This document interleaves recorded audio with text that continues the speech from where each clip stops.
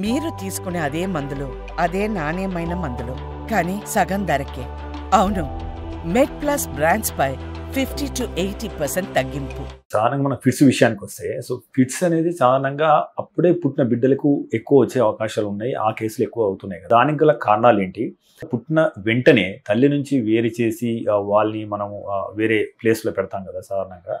So దానికి వల్ల ఏమైనా జరిగే అవకాశం ఉంది, ఎందుకంటే వాళ్ళకి సరైన టైంలో సరైన ఫుడ్ అందక, సో అట్లా జరిగే అవకాశం ఉంటుందా అని చెప్పేసి అనుమానంగా ఉంది. సో ఇప్పుడు మనకి చూసుకుంటే కనుక ఫిట్స్ ఏ వయసులో అయినా రావచ్చండి. ఓకే, పుట్టిన వెంబడే ఫిట్స్ రావడానికి గల కారణాలు ఏంటి అంటే యూజువల్ గా గ్లూకోజ్ తగ్గిపోవడం బాడీలో, అండ్ లేదు అంటే ఎలక్ట్రోలైట్స్, కొన్నిసార్లు సోడియం, కాల్షియం ఇలాంటి డెఫిషియన్సీస్ ఉండటం వలన నియోనేటల్ ఇన్ఫెక్షన్స్ అంటాం.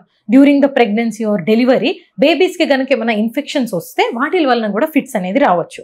సో ఈ రోజుల్లో ఎందుకు ఎక్కువ అవుతుంది అంటే లేట్ ప్రెగ్నెన్సీస్, దాని వలన మదర్స్లోని ప్రెగ్నెన్సీ ఇండ్యూస్డ్ డయాబెటీస్ అంటే జెస్టేషనల్ డయాబెటీస్ మెలిటస్ అంటాం, జీడిఎం. సో దాంట్లో ఏమవుతుంది, మదర్ బాడీలోని షుగర్స్ పేరుకొని ఉండటం వలన బేబీకి కూడా ఎక్కువ షుగర్ వెళ్తూ ఉంటుంది బ్లడ్ ద్వారా. అప్పటిదాకా అలా వెళ్ళిన షుగర్స్ డెలివరీ అయిన వెంబడే బ్లడ్ కట్ ఆఫ్ అయిపోతుంది. సో వాళ్ళ బాడీలో అంత షుగర్ ఒకేసారి ప్రొడ్యూస్ కాదు. సో మనం లాక్టేషన్ ద్వారా, మిల్క్ ద్వారా ఇస్తూ ఉండాలి. అలాంటిది వాళ్ళకి సరిపోయిన బ్లడ్ షుగర్ లేకపోతే వాళ్ళ బ్రెయిన్ ఏం పర్సీవ్ చేసుకుంటుంది, ఓకే నాకు షుగర్ అందట్లేదు అని వాళ్ళకి ఆ ఫిట్స్ లాంటివి వచ్చే అవకాశం ఉంటుంది. సో దీన్ని నియోనేటల్ హైపోగ్లైసీమియా అంటాం. అది గనక ఎక్కువ డ్యామేజ్ బ్రెయిన్కి జరిగితే కంటిన్యూస్ ఫిట్స్ లాగా వచ్చి వాళ్ళకి పర్మనెంట్గా ఆ ఎపిలెప్సీ అనేది పడిపోతుంది. లేదు అంటే బ్రెయిన్ డ్యామేజ్ జరిగి ఎదుగుదల అనేది సరిగా రాదనమాట వాళ్ళకి మెంటల్గా. ఇంకొకటి విషయం ఏంటంటే మదర్ని సెపరేట్ చేయడం అన్నారు. సో మదర్ని సెపరేట్గా ఒక ఐసీయూలో పెట్టడం అండ్ బేబీస్ని నియోనేటల్ ఐసీయూకి తీసుకెళ్ళడానికి కొన్ని కారణాలు ఉంటాయి డెఫినెట్గా. ఉత్తినే అయితే సెపరేట్ చేయరు కదా. సో దాంట్లో అంటే ఆల్రెడీ బేబీకి ఏమన్నా హైపాక్సియా అయిందా, వాళ్ళకి ఏదైనా ఆక్సిజన్ రిక్వైర్మెంట్ ఉందా, సో బ్రీదింగ్ సరిగా తీసుకోలేకపోతే వాళ్ళని తీసుకెళ్లి ventilatory support or oxygen support కోసం ఈ ఎన్ఐసీయూలో పెడుతూ ఉంటారు. అలాంటి బేబీస్లో ఆక్సిజన్ తక్కువ బ్రెయిన్కి అందటం వలన కూడా బ్రెయిన్ డ్యామేజ్ జరిగి ఫిట్స్ అనేది ఇమీడియట్ గా గమనిస్తూ ఉంటాం. దాంతోపాటు ఈ మదర్ సెపరేట్ అవటం తోటి కరెక్ట్ టైంకి ఫీడింగ్ అనేది ఇనిషియేట్ అవ్వక కూడా వాళ్ళకి ఫిట్స్ అనేది వస్తుంది. అంటే సాధారణంగా ఇప్పుడు అప్పుడే పుట్టిన బిడ్డలకి 5-6 రోజులు వాళ్ళకి వచ్చింది అనుకోండి ఫర్ సపోజ్, సో ఫ్యూచర్ లో దాని ప్రభావం ఏ రకంగా ఉంటుంది, మళ్ళీ వచ్చే అవకాశం ఉంటుందా? సో 5-6 days కి యూజువల్ గా ఫిట్స్ వస్తున్నాయి అంటే దానికి కారణం మోస్ట్లీ బిలిరుబిన్ కూడా కావచ్చు. జాండిస్ అంటాం కదా.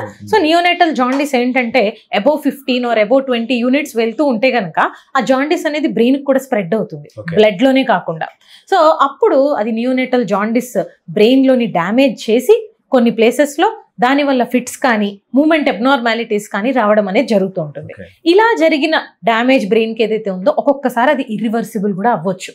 సో వాళ్ళు లైఫ్ లాంగ్ ఫిట్స్ తో సఫర్ అయ్యే అవకాశం కూడా ఉంటుంది. అంటే ఫిట్స్ అనేది జెనెటికల్ గా ఏమైనా వచ్చే అవకాశం ఉందా? డెఫినెట్లీ. సో మనకి ఎపిలెప్సీని 2 రకాలుగా పిలుస్తాం అనమాట మేము, structural epilepsy or genetic epilepsy, idiopathic epilepsy.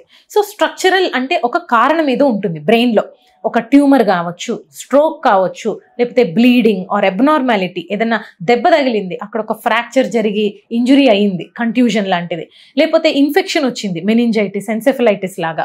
లేదంటే కనుక కొంతమందిలో ఈ ఎలక్ట్రోలైట్ డిస్టర్బెన్సెస్ పెద్దవాళ్లలో కానీ చిన్నపిల్లల్లో కానీ చూస్తే డీహైడ్రేషన్ వలన సోడియం, పొటాషియం లాంటివి తగ్గిపోవడం, కాల్షియం, మెగ్నీషియం లాంటివి తగ్గటం, ఇంకా పోతే కొన్ని మందుల వలన, కొన్ని యాంటీబయాటిక్స్, ఇన్ఫెక్షన్స్, రకరకాల కాజెస్ ఉంటాయి. సో ఇలాగ ఏదన్నా ఒక కాజ్ గనక ఉండి ఆ సిమ్టమ్స్ మనకి ఫిట్స్ కింద బయటికి వస్తే అవి కొద్ది రోజుల తర్వాత మనం ట్రీట్మెంట్ చేయగలం. అండ్ ఆ ఫేజ్ దాటిపోయిన తర్వాత వాళ్ళు నార్మల్ అయ్యే అవకాశం 90% ఎక్కువ. స్ట్రక్చరల్ గా కూడా ఏదన్నా ఉంది గడ్డ, అది మనం తీసేసాం, వాళ్ళు రికవర్ అయ్యే ఛాన్సెస్ ఎక్కువ. వేరాజ్ జెనెటిక్ ఆర్ ఇడియోపతిక్ అంటే మనం కాజ్ కనిపెట్టలేకపోయాం దానికి, లేదంటే గనక జన్యుపరంగా వీళ్ళకి పలానా ఎపిలెప్సీ సిండ్రోమ్ ఉంది, ఫ్యామిలీలో రన్ అవుతూ వస్తుంది, ఒక్కొక్కసారి మా ఫ్యామిలీలో ఎవ్వరికీ లేదు, నాకెట్లా ఉంటుంది జెనెటిక్ ఎపిలెప్సీ అని అడుగుతారు వాళ్ళు.